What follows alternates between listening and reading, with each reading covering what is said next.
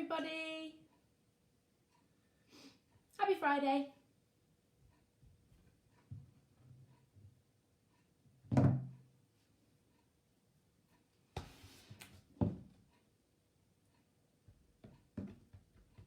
Comment when you're on so I know if everyone's listening.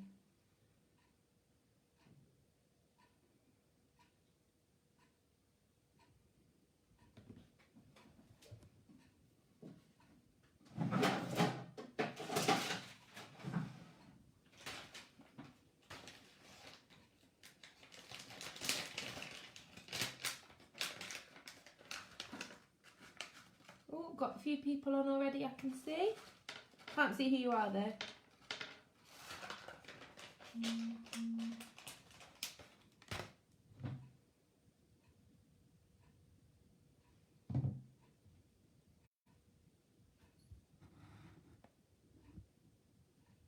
Oh, Mrs. Green's watching. Hi, Mrs. Green. Hi, Mrs. Yates. Hi, Mum.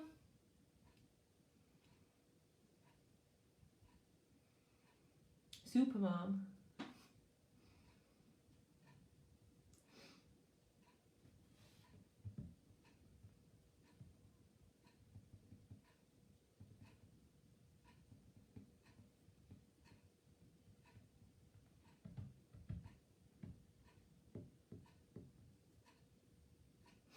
Hope everybody's had a nice Friday anyway. It's once again been gorgeous and sunny. I reckon maybe the hottest day yet today. So I hope everybody's had a chance to go out in the garden and enjoy the sunshine and maybe go for a walk in the sun. And definitely just spend lots of time outside because it's so good for you. While we're waiting, I have just been flicking through the Week Junior, and this is something that I know my children at school will be fascinated in. This is World's Longest Animal. This is an animal, and it says it was discovered by a group of marine biologists off the coast of Australia, 4,000 metres below the surface, so 4 kilometres below the surface, using a remote control robot. They were researching using a robot. And on its way back up at 630 metres, it came across this creature which is called a siphonophore, something like that. And it looks like a spiral loop of string. Oh, we're joined by Albie, greedy, eating his treats.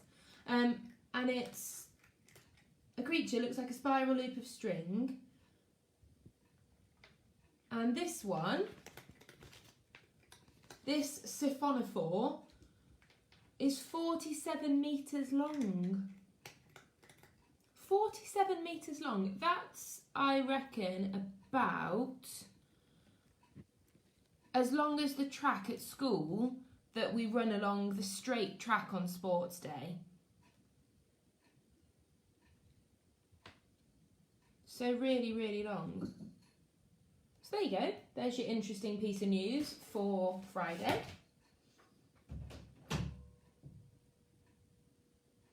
He's obviously had enough.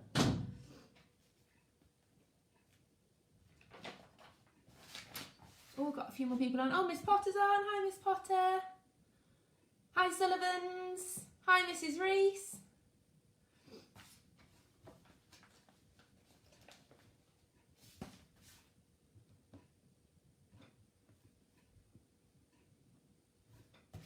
So on to our... Oh, he's left treat crumbs all over the table. Oh, hi, Emily. So the next section of our book, The Explorer. So what had happened at the end of the last one? So they'd found somewhere to drink water, hadn't they? And they jumped in, and it was really nice because they were covered in all their burns, and they were obviously really thirsty. But then they realised there were piranhas in the water, so they jumped out. But they think that if they're not bleeding, the piranhas, a bit like shark I suppose, won't be attracted to them. So they've decided they're okay because they've got somewhere to drink from, and they're staying in the camp. Con is still not very happy. She's quite sarcastic actually, isn't she, about things. And this next chapter that we were going to start is called Food, brackets, Almost. Oh, hi Miss Sherry.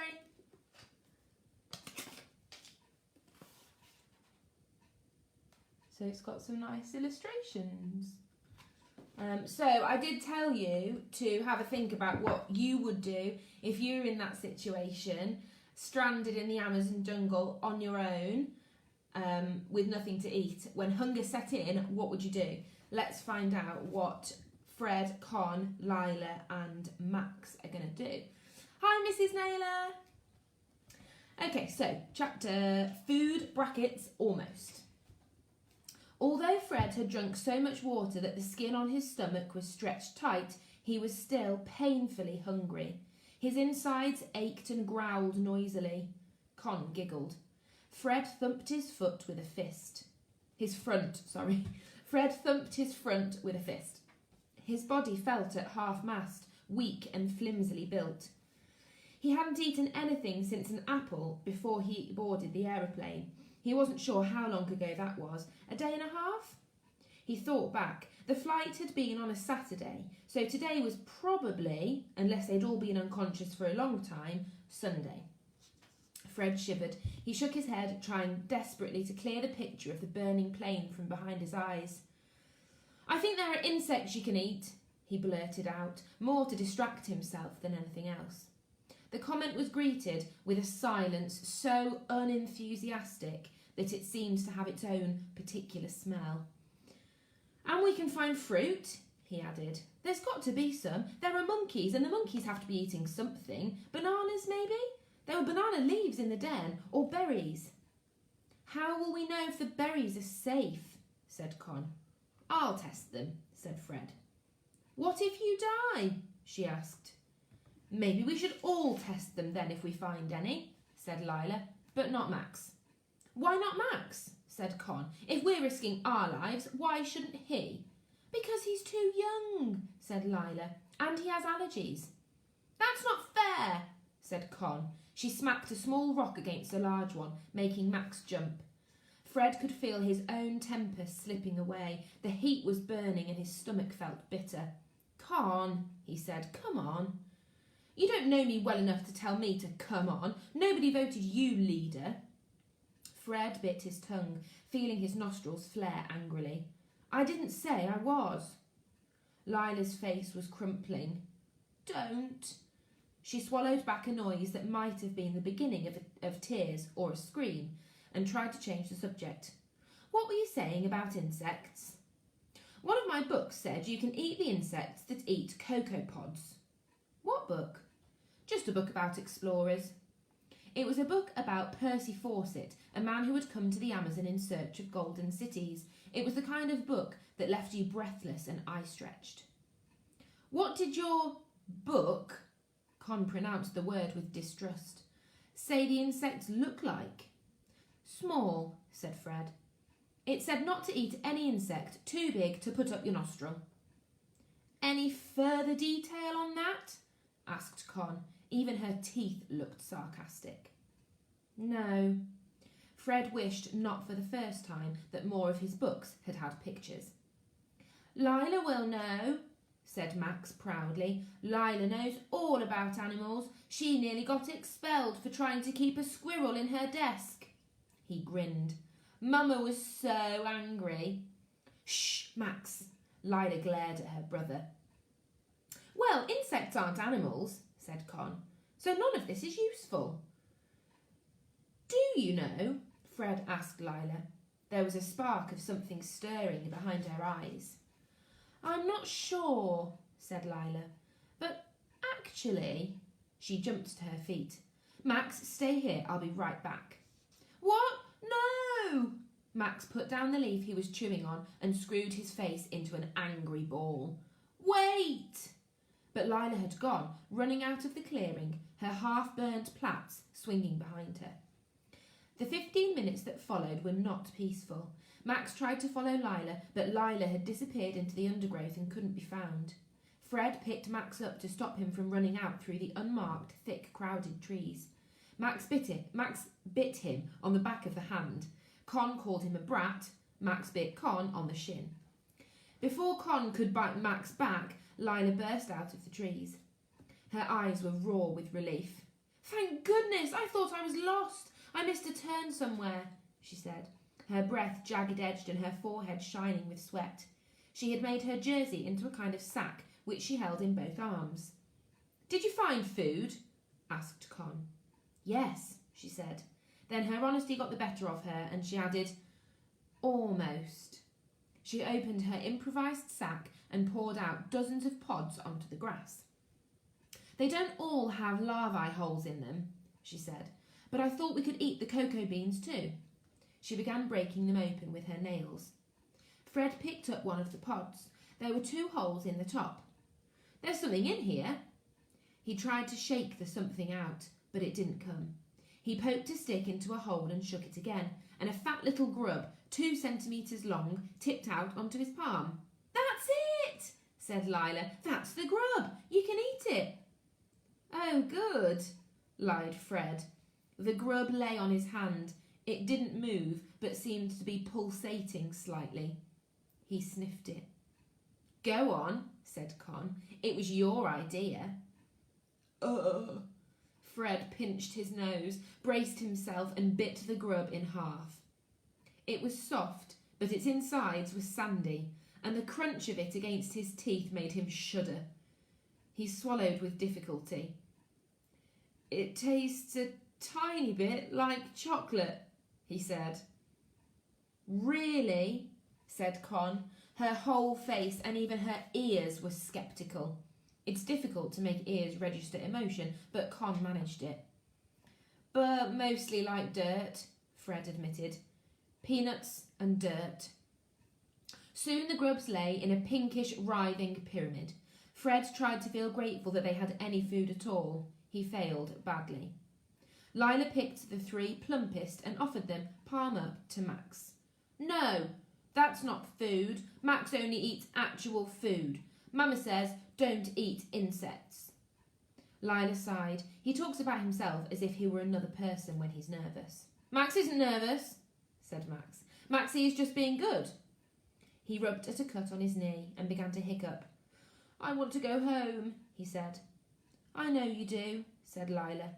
She pulled him closer. "But this is all we have. I don't know what else to do, Maxie." He pushed her away. "Mama would know." His nail caught on the cut on Lila's cheek. "But Mama's not here." She blinked hard and wiped her nose on her wrist. "What if we fry them?" said Fred, "and make them into a pancake?" "Fry on what? We don't have a pan," said Con. "But we've got stones," said Lila. She scrubbed her face with her top and tried to sound bright. "We could make chocolate pancakes." "Sort of." "Sort of," said Con. "Really quite amazingly sort of." That was a good chapter. What would you, how would you rate that, eating fat little grubs? If you were really hungry? Okay, next chapter is called Fire.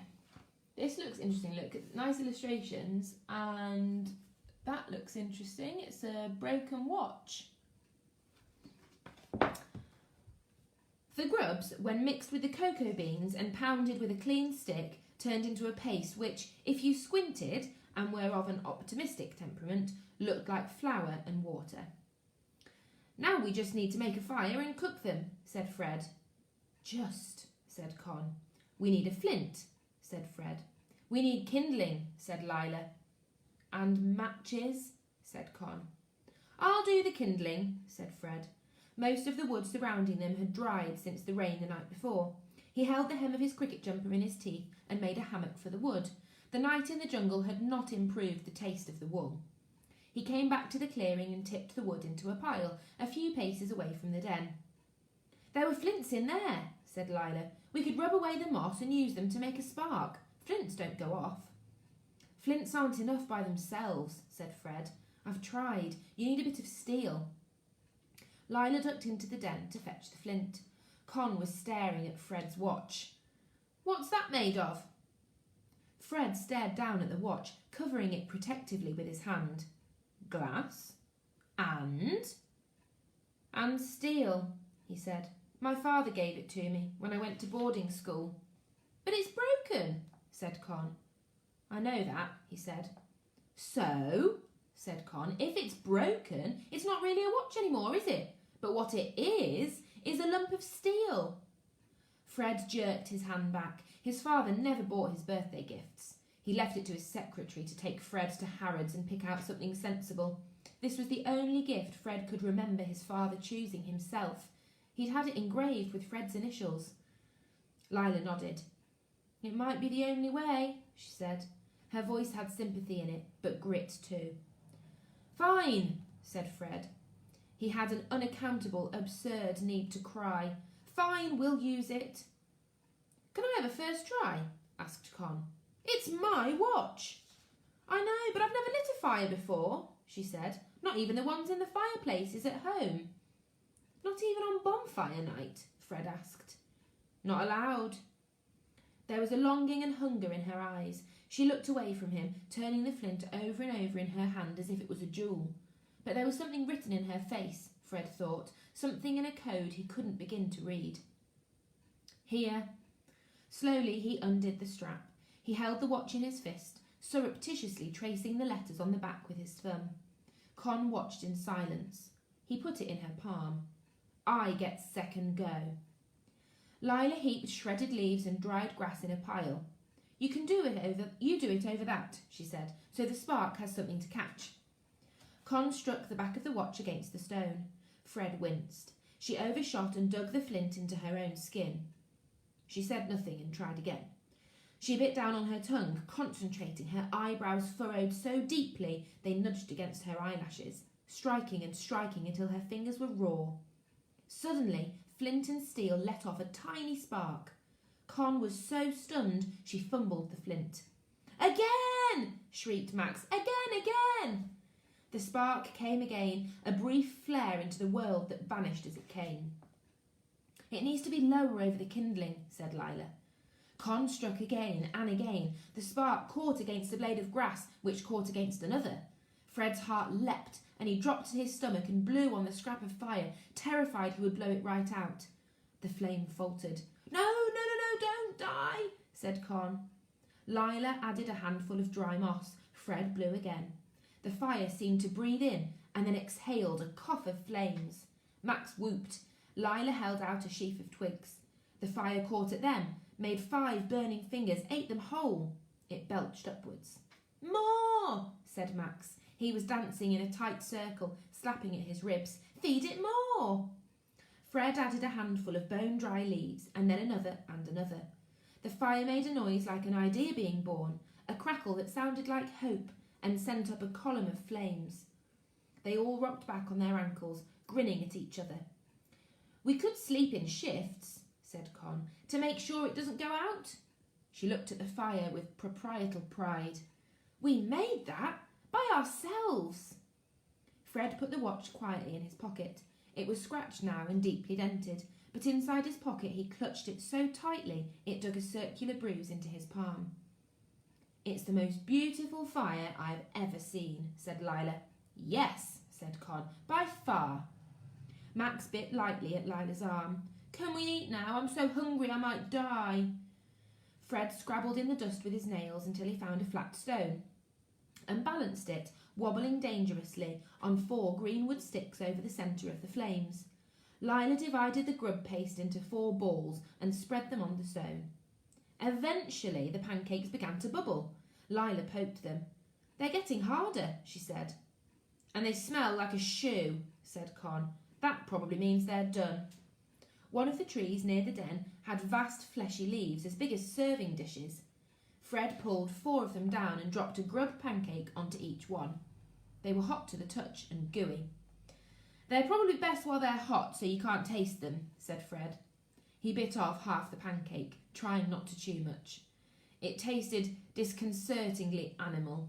It was, he thought, like eating porridge mixed with fingernail grime. But it was better, wildly, infinitely better than nothing. Con nibbled the corner of hers. She grimaced, but she didn't spit it out.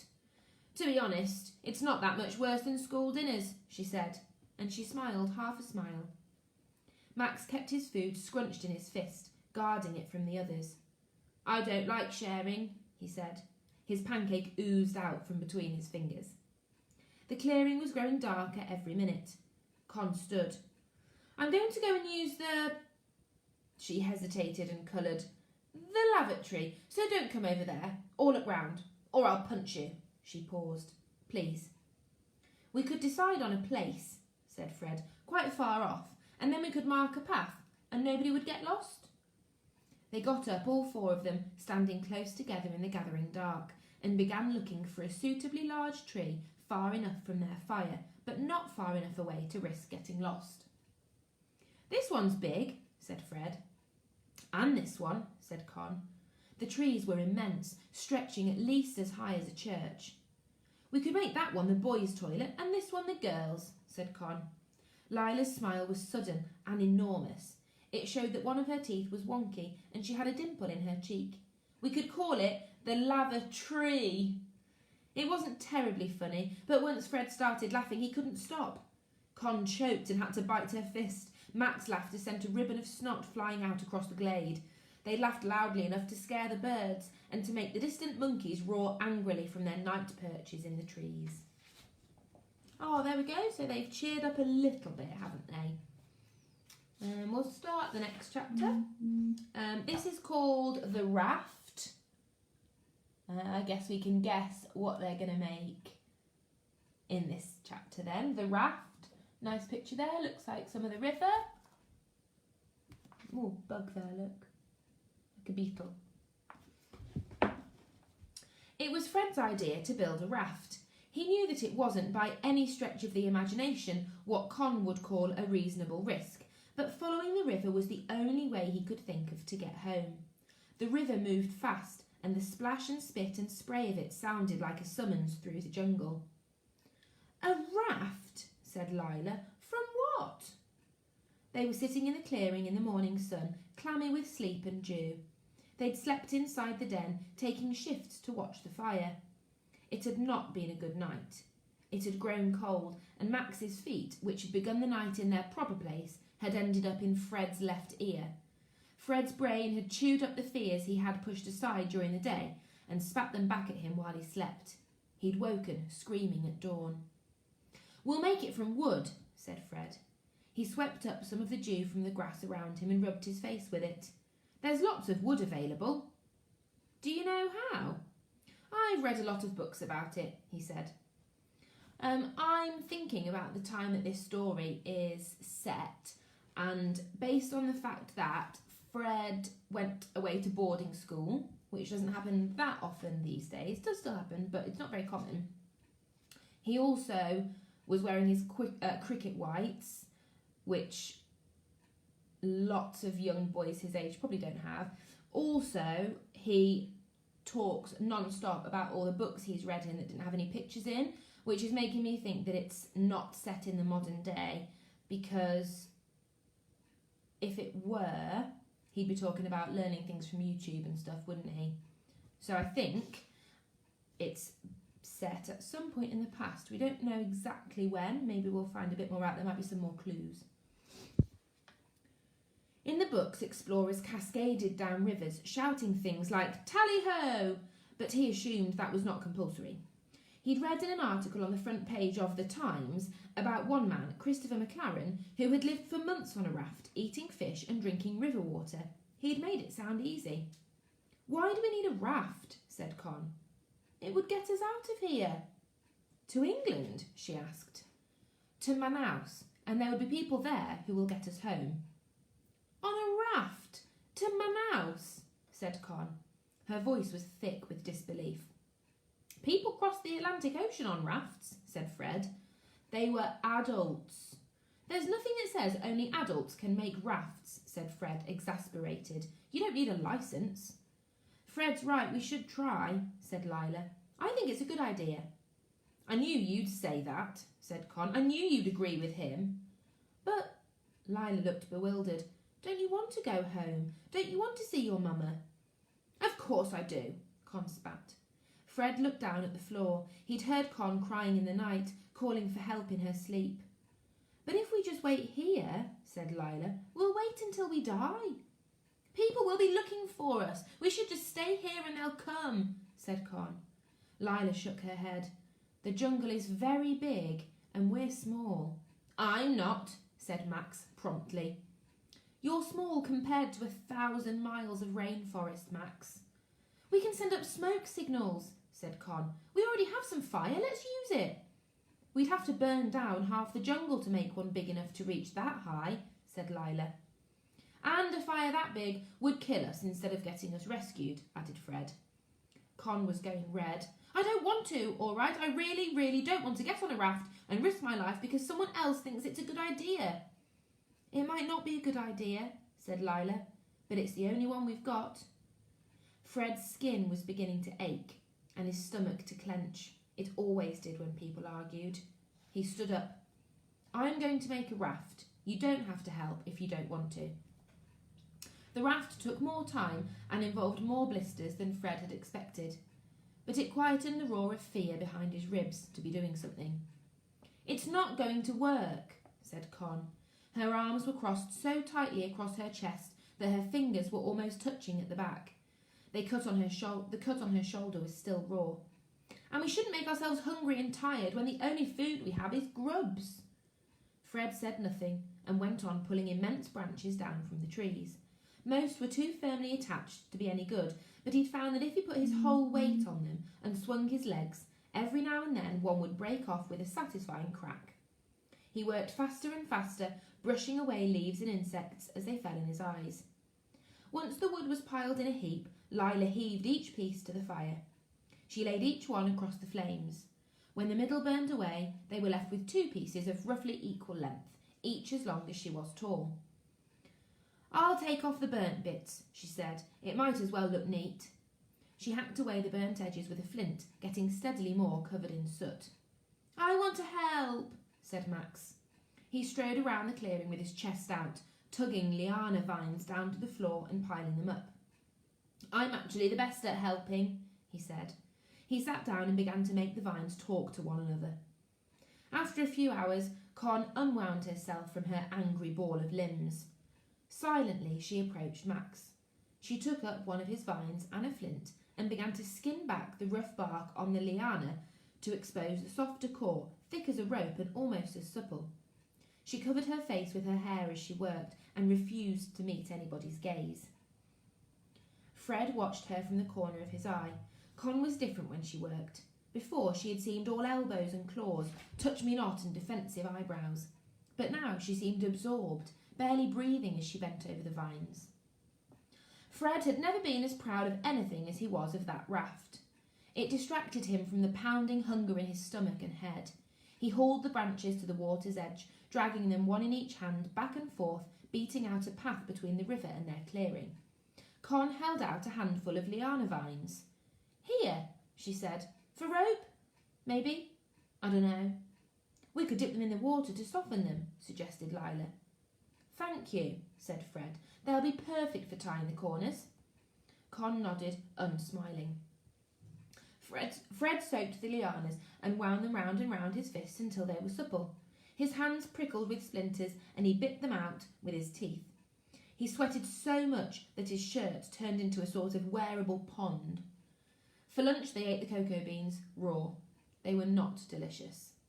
It feels like an insult to chocolate to eat them, said Con. To try to fill their stomachs, they chewed on the white flesh that lined the pods, which tasted exactly like the rubber at the end of a pencil.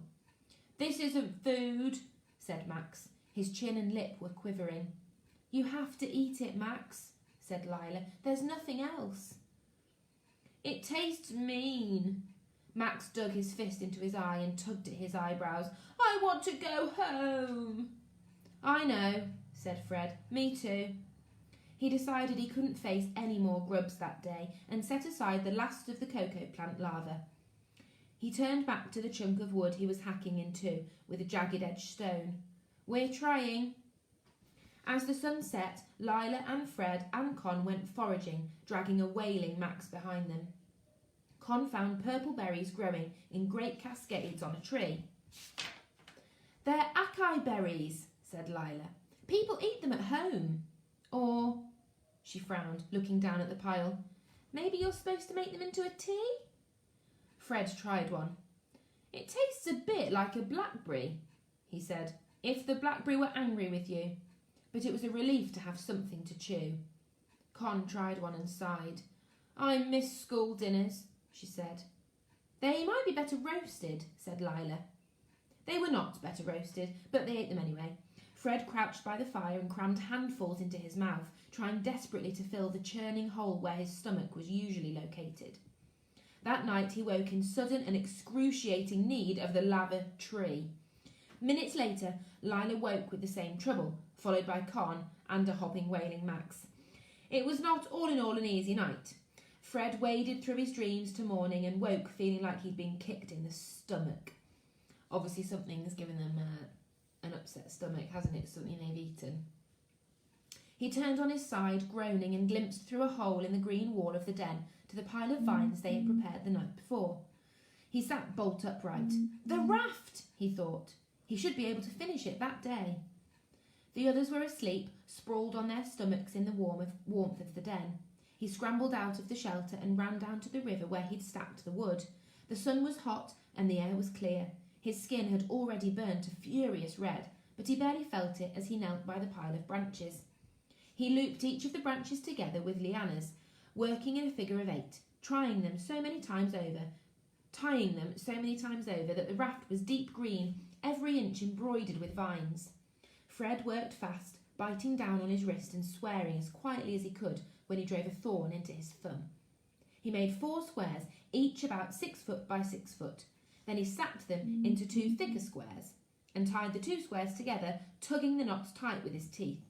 This is reminding me of what lots of us have done at Arthog before, on that little lake with the big barrels and the planks of wood and learning all the different knots. But just a bit more homemade. "Yuck," he spat out. Might have just disconnected then. "Yuck," he spat out a beetle. Then he stood back. The raft was rough-edged and stained with soot, but it was sturdy, a double-thick 12 by 6 foot slab of wood. Fred dragged it to the very edge of the water, drops of sweat running down his nose and into his mouth. He wished wildly that he could take a photograph. He almost could see how his father would raise his eyebrows in surprise and pleasure. Reluctantly, he turned back to the clearing. And that's the end of that chapter. That's another little clue about when it's set.